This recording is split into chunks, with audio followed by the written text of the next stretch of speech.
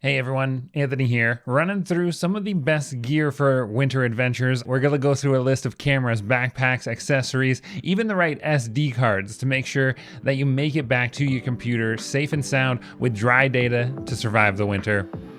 Let's dive in.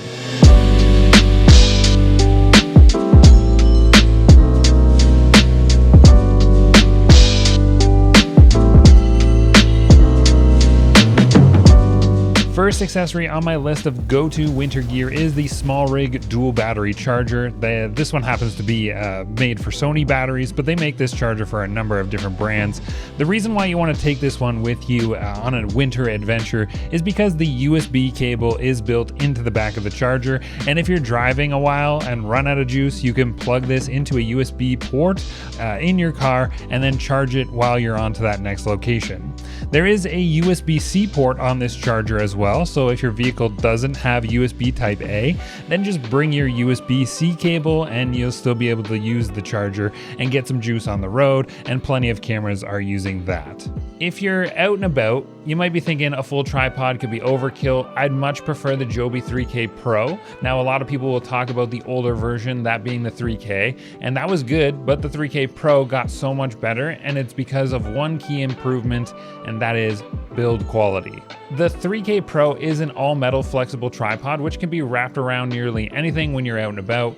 A while ago, I was creating a vlog, and I sat down to record a section talking to the camera, and I used a trash can as a tripod because I just wrapped this Joby around the rail and just did my thing. Not my proudest moment, but it got the job done. This is versatility and durability, especially when compared to the Joby 3K, because that tripod was made of a hard plastic. The 3K Pro is a little bit more expensive when compared to the original older 3K, but well worth that price jump because I've had that 3K Pro for so long, and because it's all metal, including the plate itself, it's held up very well. So I would never recommend you test out the water rating of an SD card, but a lot of people don't know that Sony TOUGH Cards can be immersed in 5 meters of water for up to 72 hours and are completely dust-proof. So let's say you're a wedding photographer and you're walking backwards, like shooting the bride and groom, and you happen to fall into the fountain that you completely forgot about. It happens to the best of us. Well, your camera might be toast, even if it's weather sealed, but your memory cards, they don't have to be. If you happen to be choosing a Sony TOUGH card, they should be totally fine. This is a huge perk with the Sony TOUGH cards, and nowadays you can get a V90 128 gig card for just under $300. V90 ensures that you're able to capture that 6K video without interruptions, but if you're just working on a 4K workflow, then the V60 will only run you just under 100 maple syrup coins. That's a great deal for a well-built, reliable SD card and can handle more water than the camera itself. But like I said, I wouldn't recommend putting that to the test while on a job that really matters. When it's snowing hard, or that like gross wet snow that melts once it hits something, then you want to have a few sensor cleaning swabs handy. A lot of people freak out thinking it's like easy to damage your camera by cleaning the sensor, when in reality it's not that big of a deal if you have the right tools. You want to clean the sensor off in a semi-clean environment, so not necessarily outside, but if you had to, maybe like the inside of the car would also be fine. Just make sure that air is off. You don't want dust and dirt blowing around, and then you should be good to go. So first you want to clean the area that you're going to be working on. Do your best to remove that dust, dirt, or like dog hair that could get into your sensor while cleaning it. And then usually I would lay down a piece of paper towel and apply some cleaning solution to the swab that you get in the sensor cleaning pack. Please, for the love of humanity, do not clean your sensor with Windex, toilet paper, toilet cleaner, dish soap, or anything that was not given to you in that sensor cleaning kit. I have seen it all, folks. So now that your swab is wet, you're gonna run that over the sensor until the dust spots are removed. Sometimes it's gonna take a few passes. It's really as easy as that though. Like, the cleaning solution dries nearly instantly on that sensor, and then you'll be good to go. So cleaning your sensor can be done by yourself as long as you have the right cleaning kit. No like Lysol wipes, those won't work. This is the cleaning kit to use. So when it comes to cameras and winter, you gotta go with something that's weather sealed. So none of the cameras that we're gonna discuss in this video will be without weather sealing, and I won't spend a ton of time on cameras here. There are like the hottest cameras that you can kind of see online. We've done a number of these videos ranging from point and shoot up to the best in class mirrorless camera. I'll go over just a few, and I'll try and mention a few things that you might not have already heard from other YouTubers when looking into these cameras online. The Sony a7 IV is a hot seller because it's one of the most versatile cameras out there. Photo or video, you can make a lot happen with this camera, and you can expect pro level results as well. There is literally a photo and video switch on this camera to go back and forth between the two, and really there are no complaints with this camera. Maybe you're gonna hear people make fun of the menu layout looking like a medieval scroll like rolling across the floor, but setting up the My Menu is very much worth the time if you find the menu to be a bit overwhelming. Personally, I love to stick file format in there to quickly switch between 4K and all the other different flavors of 4K Sony offers. Movie settings let you swap between slow motion and your regular 24 frames per second video, and having quick access to steady shot is also another video feature that you might want to just switch on or off all the time, but it's a helpful feature. Of course, this camera does have IBIS, but that active steady shot mode gives you a boost in stability if shooting handheld. Great for short bursts or trying to remain as steady as you can. So if you want to get the most out of the video performance of this camera, then you have to consider this when purchasing this camera. A 160 gigabyte CF Express Type A card will run you about 400 Canadian dollars. These are not cheap memory cards, but do unlock a few features such as like slow motion recording and the XAVC SI 4K mode, which gives you the most cinematic looking video from this camera. This camera has 4 card slots, which is beautiful. 2 can only be used at a time, but if you go the SD card route, then you aren't taking advantage of what this camera is fully capable of. The CF Express Type A cards process a lot of data very quickly and are just something that you have to consider when looking at cameras that give you such great quality. And then you're also, of course, going to need a CF Express Type A card reader. Angelbird makes that card reader, a card reader that is CF Express Type A, and you can expect to pay a little over 100 Canadian Maple Loonies for that. Canon R5 Mark II is a fully weather sealed camera, and it's a beast of a camera. If there is such thing as a perfect camera, it would probably be like the two that we just mentioned thus far. One thing that would be great for shooting outside on an adventure in the middle of like a freezing, snowy Canadian winter is that this camera actually has curtains that cover the sensor on that R5 Mark II. This might not seem like a big deal, but if you're out and it's like snowing hard or it's doing that gross like rain snow thing that we get here in Ontario, then this is a feature that is a big deal. Dust, dirt, water, it could all get on that sensor when changing lenses on any mirrorless camera, because unlike other mirrorless cameras, when you take the lens off, there's the sensor. But when you remove the lens from the R5 Mark II, there are curtains that cover the sensor, giving you a little extra protection when doing lens swaps out in the field.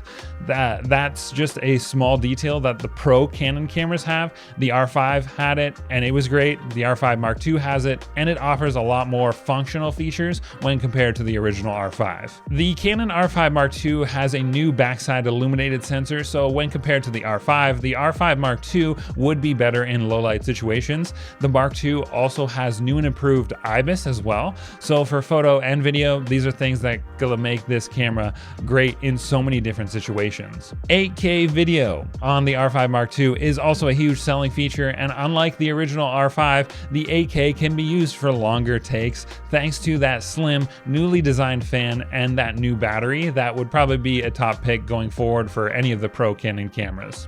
The autofocus on this camera though, this is something special, and what's also crazy is that the viewfinder, when you put your eye up to that viewfinder, it's going to read where your pupil is looking and focus on that. It could take some time to calibrate and set up, but man, this is autofocus technology that is like from the future. The way this camera tracks subjects makes this like a top performer for sports, action, wildlife, or any of that type of photography. Anything under that will be a breeze for sure. This camera takes take CF Express Type B cards and is also a lot more affordable compared to the Type A cards that we just discussed. So this is a big plus for the Canon system as a whole. You get fast data rates and the just more affordable prices when it comes to memory. You still need to grab yourself a CF Express Type B card reader, so that's something to take into consideration when thinking about this system. So last camera here, this is something about the Nikon Z6 III that you won't read in a spec sheet. This camera has such a great shooting experience. I think a lot of people will understand the hype around like Fujifilm, because it's not that the camera performs so much better than other cameras, it's how the camera makes you feel when actually using one.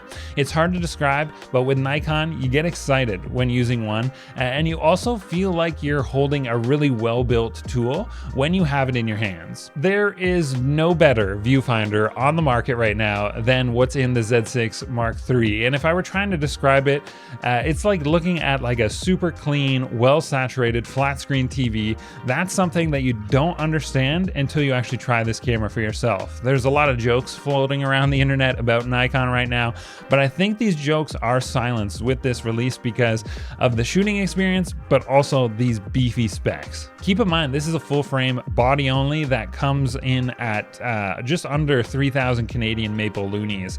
This is surprising for what you get for the price. For photography, you could shoot up to 120 frames per second in electronic shutter mode, 7 frames per second in mechanical, but the video, here's where things start to get really wild. 4K 120 frames per second is available on this camera, but it also has 240 frames per second at 1080p. I enjoyed the 4K 120, especially when it was snowing. I just took my dogs outside and it was tracking my dogs perfectly. And if you're into slow motion, then this is a fun camera to play around with, especially for wildlife or like the wild animals that live in your home. Between this and the 120 frames per second in photo mode, you should have no problems getting the shot, even if it's just of your fur babies being absolute nutcases. 6K is also available on this camera, and if you want to shoot 6K 60p, this is available, but only in Nikon's NRAW picture profile. This could be a pro and a con depending on who you ask.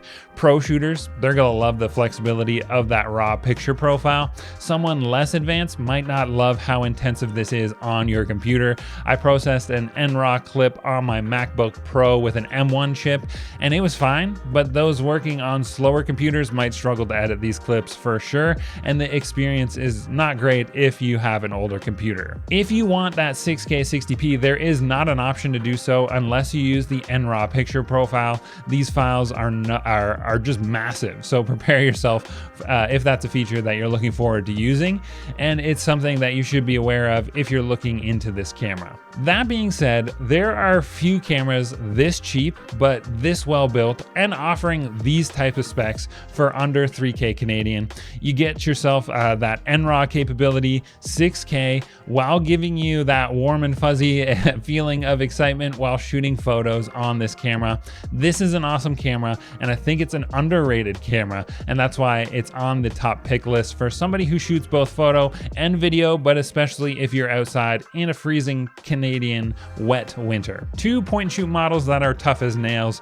Okay, maybe not like tough as nails, but it literally does say tough in the name, and I think they mean it. First is the OM system. They make the TOUGH TG7 in that eye-catching red or black as well. $699 for this camera. That's dust-proof, waterproof, crush-proof, and anti-fog protected as well.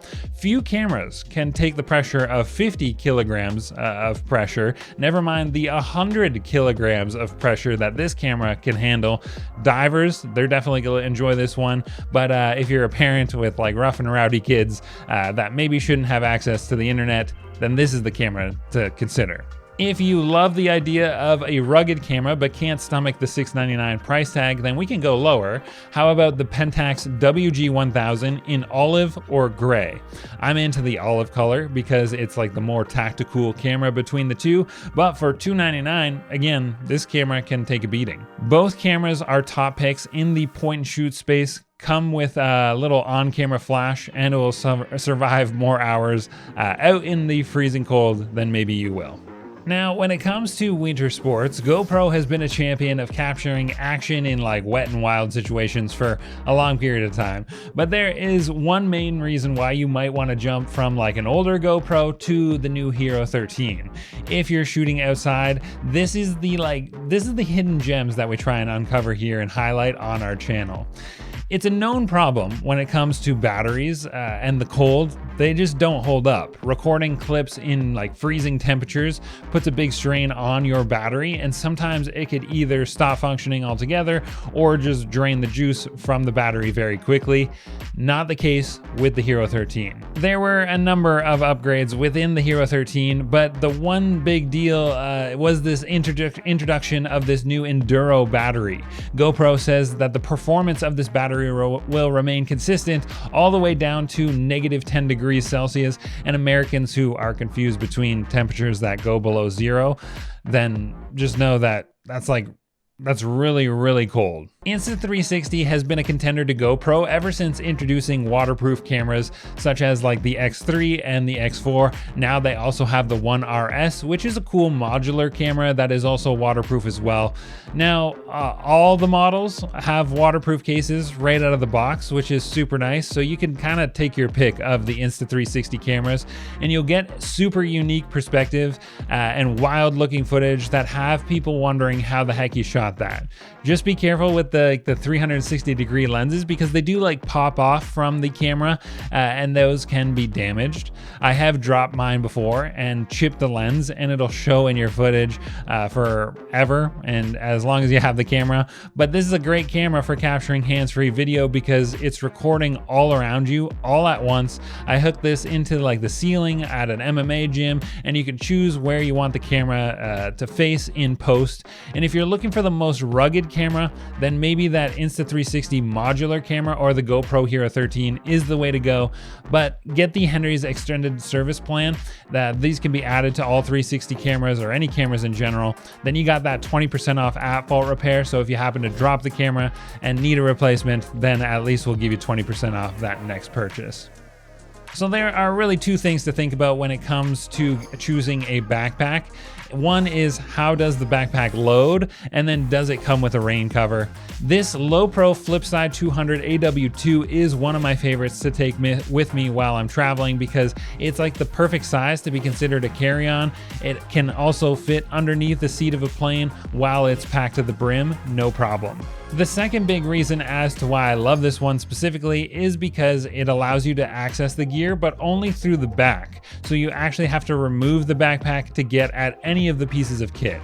This is key when going to areas where safety may be a concern. And I want to carry my camera, maybe like a 35mm lens on there so I can shoot 90% of the things that I want to capture on vacation. But then when I want to swap cameras or lenses, I'm going to put my back up against a wall, remove the backpack, and get at whatever else I need to get at. On top of all that, this bag comes with a rain cover as well. So if it starts doing that nasty like snow rain thing, then you're fine because you're totally covered. For everyday use, maybe you're going out somewhere in like the safer areas of Canada, security might not be that big of an issue and you kind of need all the tools. Well, for that, I use the Lowepro Fastpack Backpack 250 AW3. This one is nice when you need to carry a bunch of gear, including a laptop. It has that larger top pocket. I call this the snack pocket, but really I usually store a full camera setup in there and I don't have to worry about taking the whole camera down. Then you can have like the main gear area with the dividers so you can keep lenses and all your other gear safe there. Again, this one comes with a rain cover. This has a laptop pocket and a Joby Gorilla Pod can fit on the side, making this a great everyday pack for like a vlog adventure and if you need that extra space for sure. So what did I miss? Let me know in the comments down below. These are just the essentials to get you through the winter blues, but it's all bright and happy over at the Henry's Camera Store near you. Shop the links in the description below. My name's Anthony, and I'll see you in the next one.